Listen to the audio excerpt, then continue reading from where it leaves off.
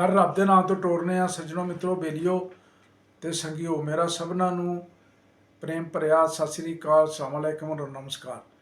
अज असी जी एक बारी फिर कच्ची आबादियों का मसला लैके तुहाडे कोल हाज़र हाँ।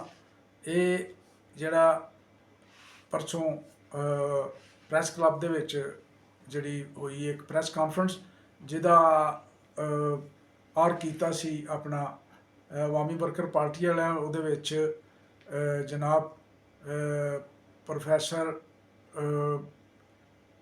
सज्जाद अख्तर साहब प्रोफैसर सज्जाद साहब वो पेश सन। ये प्रोफैसर सज्जाद साहब जिन्हें ने ये कैदम यूनिवर्सिटी प्रोफैसर ने और बड़े कमिटेड और बड़े नज़रियाती आदमी ने। इन्होंने भी जड़ा है ना वो आर कीता सी उत्थे एक कच्ची आबादी वाले नूं सद के उन्होंने बिशप वगैरह या उन्होंने जड़े मकामी लीडर ने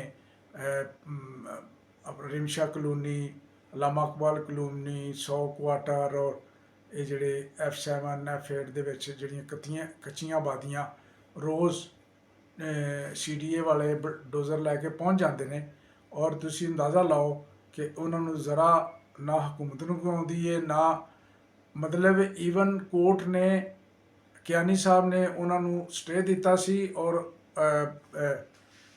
मोहसन अख्तर कियानी साहब ने वो हाई कोर्ट के सीनियर जज ने उन्होंने स्टे दिता सी और वो स्टे जिहड़ा है ना वो अपना जिहड़ा कि वो अजे स्टे ही सी ते उस तो बाद दो और जजां दे बैंच ने जिहड़ा उन्होंने जिहड़ा वो कैंसल कर दिता आर्डर ही कैंसल करता मोहसन अख्तर कियानी का। हुण उन्होंने रोज़ बेचारे 5-5 4-4 6-6 वो टब्बर ने जी ने और वो बेचारे रात नूं सारी रात डरदे मारे सौंदे भी नहीं, सारी रात सहकदे रहिंदे ने कि हुण आए CDA वाले हुण आए। फिर तुसीं वेखो पिछले दिनों में इन्ना मींह पिया है जिहदे नाल कईयां लोगों दीयां कच्चियां छत्तां जड़ियां ने वो चौंदियां सन और वो बेचारे कदी उधर भांडे लै कदी उधर बर्तन लै के कदी बड़ी मुसीबत च ने और इस साडी स्टेट नूं जिन्हें सानू शैल्टर देना हुंदा है जिन्हें सानू साडा तहफ़्फ़ुज़ करना हुंदा है ये बिल्कुल माड़ी आवाम दा और जेड़े तहफ़्फ़ुज़ ही नहीं कर रहे जेड़े इत्थों दे MNA MPA मिनिस्टर ने वो शह ला के बैठे ने इन्हां ज़मीनां दे उत्ते कब्ज़ा करन दी क्योंकि ये बहुत महंगियां ज़मीनां ने ये अरबां खरबां दीयां ज़मीनां ने। इस वास्ते इन्हां पिछले दिनों विच बरी इमाम भी सारा काफ़ी तो ज़्यादा ढाता ईवन उहदे विच पीर आदल शाह गिलानी साहब एक मेयर रहे ने पहले डिप्टी मेयर सन कुछ 3 महीने मेयर भी रहे ने।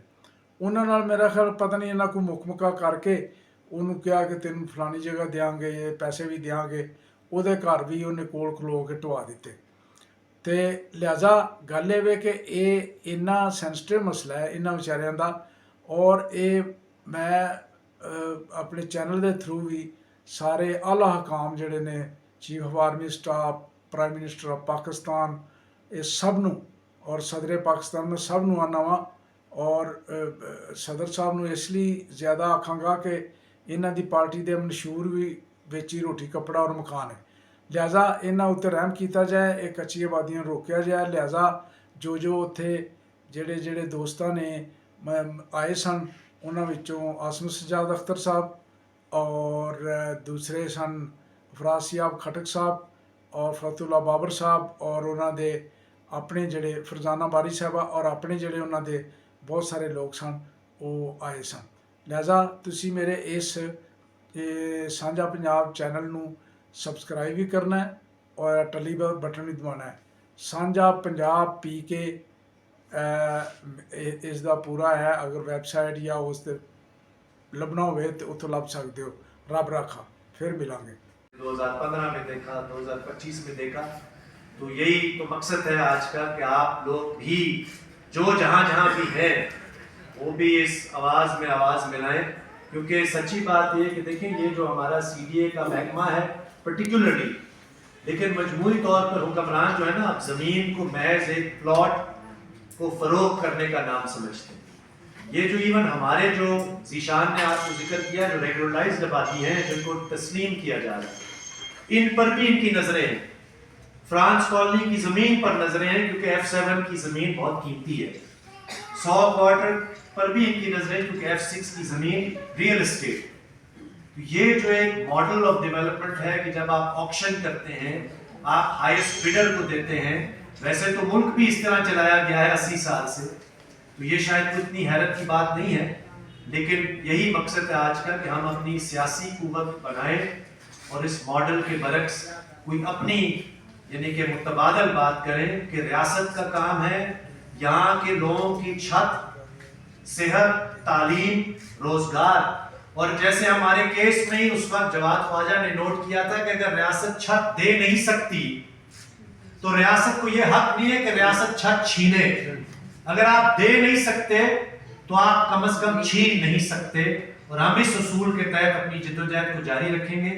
اب وارث لال سے میں گزارش کروں گا کیونکہ ریاست آج ہمیں کہہ رہی ہے کہ رمشا کالونی, جس کا نام کیوں پڑا وہ بھی وارث آپ کو بتائیں گے, کہ رمشا کالونی کے 25,000 باشندوں کے حقوق نہیں ہیں, لیکن رمشا کالونی کے رستے سے گزرنے والی جو نقشے میں روڈ ہے 10th ایونیو, اس کا حق بحال ہونا چاہیے, چاہے وہ 25,000 بندوں کو ہی بے دخل کیوں نہ کیا جائے. وارث صاحب مختصر. بہت شکریہ, تھینک یو. سب سے پہلے تو یہ بتاؤں گا کہ کلام مقدس میں معلوم ہے کہ مبارک ہے وہ جو غریب کا خیال رکھتا ہے, اور یہ بھی لکھا ہے کہ خدا غریب کے معاملہ کی تائید کرتا ہے, اور یہ بھی لکھا ہے کہ خدا مغروروں کا مقابلہ کرتا ہے, ان کا جو غریب کے معاملہ کو بگاڑتے ہیں. یقیناً ہم جتنی بھی اچھی باتیں کی لوگ موجود ہیں اور ہم ان سب کی نمائندگی کرتے ہوئے اس بات کا اظہار کرتے ہیں کہ ہم غریب ہیں, تو لیکن انسان ضرور ہے, ذی نفس اور پھر باشعور انسان ہے. اگر اس وقت جب یہ تعمیر ہو رہا تھا اسلام آباد اس وقت ہم باشعور تھے تو آج بھی ہیں. اس وقت اگر ہماری ضرورت تھی یہاں پر تو اس وقت بھی ہے. اور تمام جو وادیاں کچی وادیاں جن کو فلیٹ ملے ہیں جن کو ڈیمولش کر دیا گیا, تو میں سمجھتا ہوں کہ یہ خدا کا مقابلہ کرنے والی بات ہے. اور یہ بھی لکھا ہے کہ خدا کے ہاتھ میں پڑنا ہولناک بات ہے. تو ہماری جو آہیں, ہماری سستیاں, ہماری جو آنسو ہیں وہ خدا کے علم ہے. اور اس دن کا بہت ایسا نہ ہو کہ خوف ماننا چاہیے جب خدا اپنا قدرت والا ہاتھ بڑھائے تمام غریبوں کے لیے تاکہ وہ مغروروں کا مقابلہ کرے. تو اس دن سے ڈرنا بھی چاہیے. اور ساتھ ہی ساتھ رمشا کالونی کی نمائندگی کرتے ہوئے جو تقریباً 2011 سے رمشا کالونی ہے اور 2009 سے اکرم گل کالونی ہے. اور مجھے اچھی طرح یاد ہے کہ جب اکرم گل کالونی کو تعمیر کیا جانا تھا اور گرین بیلٹ سے لوگوں کو اٹھایا گیا جو متاثر ہوئے تھے راول ڈیم کے پاس سے, تو جب گرین بیلٹ سے اٹھایا جانا تھا تو میں خود بھی اس مجمع میں اس جگہ پر موجود تھا جب ہم بلو ایریا میں اکرم گل جو ہمارا مینارٹی کا منسٹر تھا اس کے پاس گئے اور پیپلز پارٹی کی حکومت کے ماتحت وہاں پر H92 میں اسی جگہ پر جہاں آج رمشا کالونی موجود ہے بٹھایا گیا, اور سی ڈی اے کے تھرو اور گورنمنٹ کے تھرو بٹھایا گیا. اس کے بعد جب رمشا بچی کا وہ بلاسفیمی کا کیس ہوا جو کہ بعد میں بالکل غلط ثابت ہوا, جھوٹا ثابت ہوا, اور اس کے اوپر جو وہاں سے لوگ نکالے گئے جن کو تھریٹ کیا گیا, پریشان کیا گیا, مارا بھی گیا اور جلاؤ گراؤ بھی کیا گیا, اور وہ لوگ وہاں سے نکلے اور متاثر ہوئے روڈوں پر آ گئے. اور اس وقت بھی ہم ساتھ تھے, موجود تھے, سارا معاملہ دیکھا, اور پھر سی ڈی نے کہا کہ آپ یہاں پر آگے. اس وقت پیٹر جو بعض بٹی کے بھائی تھے وہ اس وقت مینارٹی کے منسٹر تھے, اور ان تک ہم گئے اور انہوں نے کہا کہ ٹھیک ہے جی ہم بات کریں گے, اور انہوں نے پھر سی ڈی اے کے وسیلہ سے ہی ہمیں وہاں پر رمشا کالونی کے جو جگہ ہے وہاں پر بٹھایا گیا چلتے. تو یوں ہم اس بات کے لیے ریلائز ہے کہ وہاں پر ہمیں بٹھایا گیا ہے نہ کہ ہم نے جبرن کیا, ہم نے کوئی قبضہ کیا ہے. اور خدا را یہ ٹیکنالوجی ہمارے لیے استعمال نہ کی جائے کہیں بھی کہ ہم کوئی قبضہ مافیا ہیں. ہم قبضہ مافیا نہیں ہے, ہم مظلوم اور غریب لوگ ہیں جن کو بٹھایا گیا اور ہم نے اسلام آباد کی ترقی کے لیے شب و روز کام کیا، اپنا خون پسینہ بہایا، اور آج بھی ہم اسی حال پر ہیں، اسی کام پر لگے۔ 100% ان کے حق میں ہوگا جیسے انہوں نے آج یہ حکم دیا۔ اس لیے میں بہت مختصر بات کرنا چاہوں گا کیونکہ جو کام کی باتیں تھیں وہ ہمارے ساتھیوں نے آپ کے سامنے کہی ہیں۔ گزارش یہ کہ یہ جو زمین کا مسئلہ ہے، ان لوگوں کے لیے ملک جو ہے، نہ اس کے پہاڑ دریا، نہ اس کی جو تاریخی مقامات ہیں، نہ اس پہ رہنے والے عوام، نہ عوام کی زندگی، کلچر، ثقافت، زبانیں، موسیقی، یہ سب چیزیں اہمیت نہیں رکھتی۔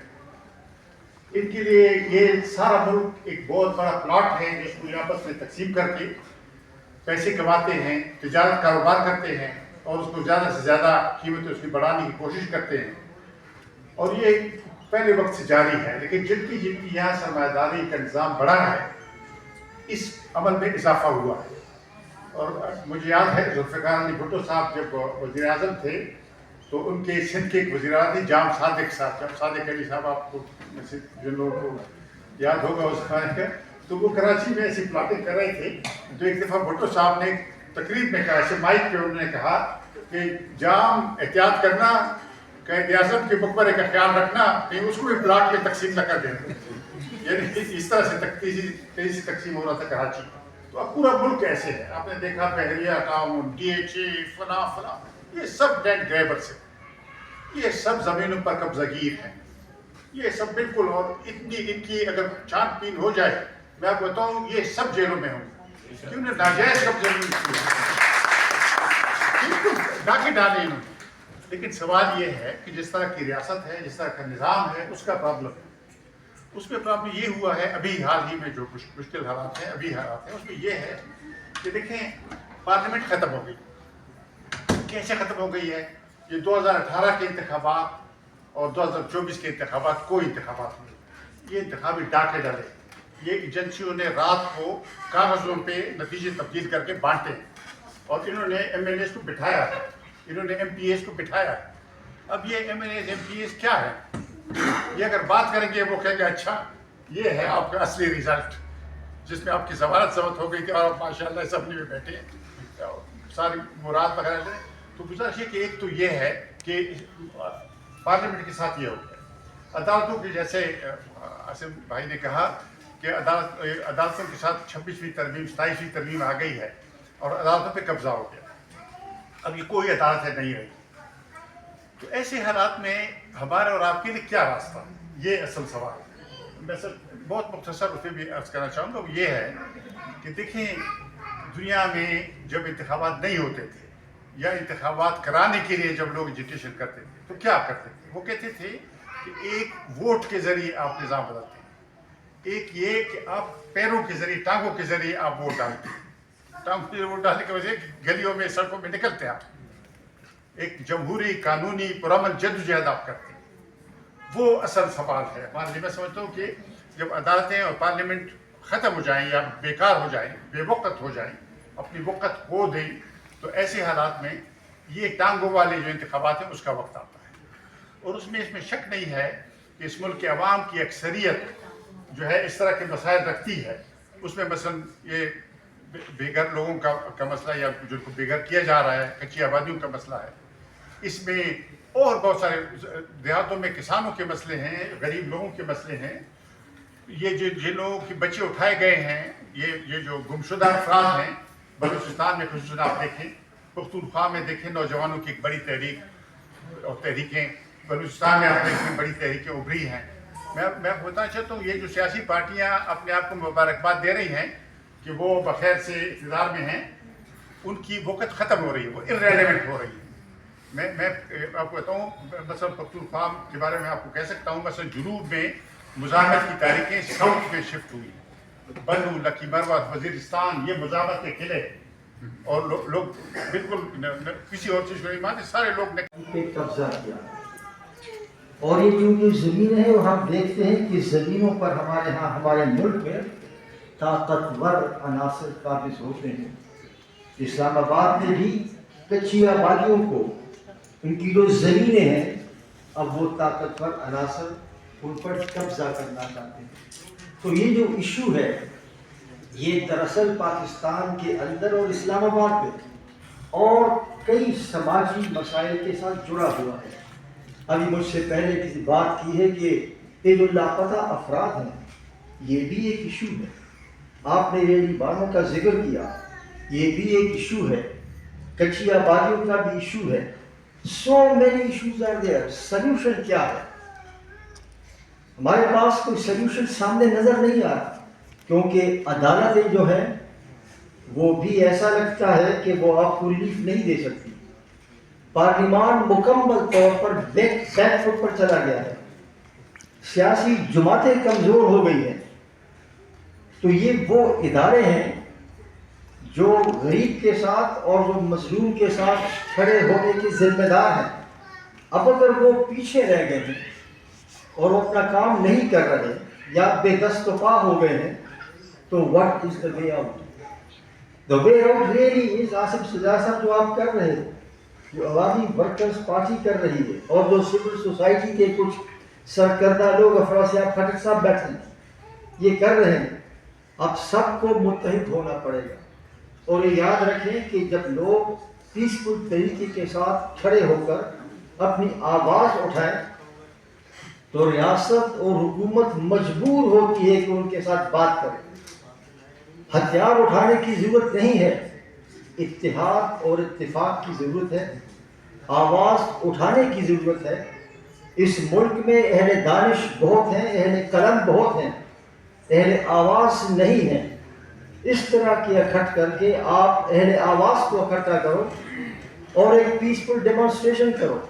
فرزانہ باری نے درست کہا، اگر 5 یا 6 لاکھ کچی آبادی میں لوگ بستے ہیں، اگر ان کا 10% بھی کسی وقت اکٹھا ہو جائے اور وہ کچھ بھی نہ کرے، صرف ایک جگہ پر اکٹھا کھڑے ہو جائے، یہ بذات خود اتنی بڑی طاقت ہوگی، اتنی بڑی طاقت ہوگی کہ ریاست کو، حکومت کو ان کے ساتھ مجبور ہو کر بات کرنی پڑے گی۔ تو the only solution is کہ گولی کھانے کے لیے یہ تیار ہے۔ ایک مڈل کلاس کا ایک طبقہ، ایک پڑھا لکھا طبقہ سامنے آئے تو میم ہم جس سوسائٹی میں رہ رہے ہیں، ہمیں دوسرے کا بچہ جب شہید ہوتا ہے تو اپنے بچوں کو اس کی مثالیں کون دیتے ہیں، لیکن جب اپنے بچے کو حق کی راہ پہ بھیجنے کے لیے جب اسے کہا جائے تو اسے کہتے ہیں کہ گھر سے باہر نکلا تو تمہاری ٹانگیں توڑ دیں گے۔